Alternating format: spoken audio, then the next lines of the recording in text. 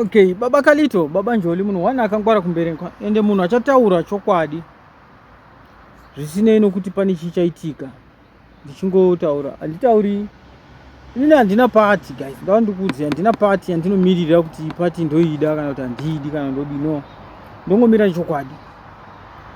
Ndoda kutaura pamusoro pevanhu vanoimba vesa ZANU-PF ZANU-PF chichi ZANU-PF uchi ZANU-PF tsepete zvakaita sei zvezvi. I don't want to lie.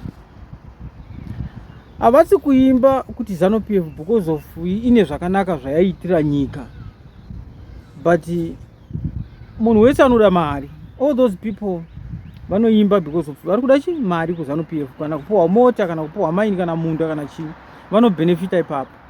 Noti kuti pane zvakanaka zvinenge zvaitwa neZANU-PF zvatinogona kukurudzira kana kurovera mavoko kuti zvazvinayazonaka. No, handisati ndaona kana chinhu chandogona kutendeka kuti ZANU-PF apa yagona. Handina kunyengerana. Vaya vanhu vanochimbira mari kuti vazikamwe pasocial media. Kana ukatadza kuenda ukashama, havafi vakuona, havafi vakuziva.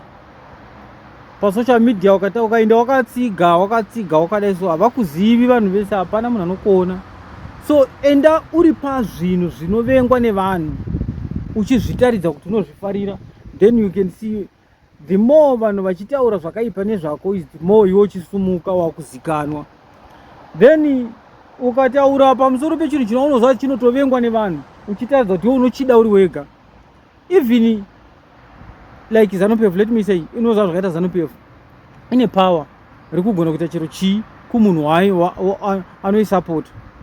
So iwe kana nokuda kuti unozva kuti ZANU-PF inovengwa nevanhu, but ndikaisapota ivo vanototaridza kuti chii vane zvaunondiitira, zvimwe kutengera mota kana kundipa munda kana kundipa mari. Unotongoenda wakangonanga ikoko, then wowana something watodya, anenge adya ndiwe nemhuri yako. So ndo zvandakonditaure, hakusi kuti vanoida. Baba Kalito, baba Njoli, ndichataura chokwadi, ndarova pasi. Bye bye.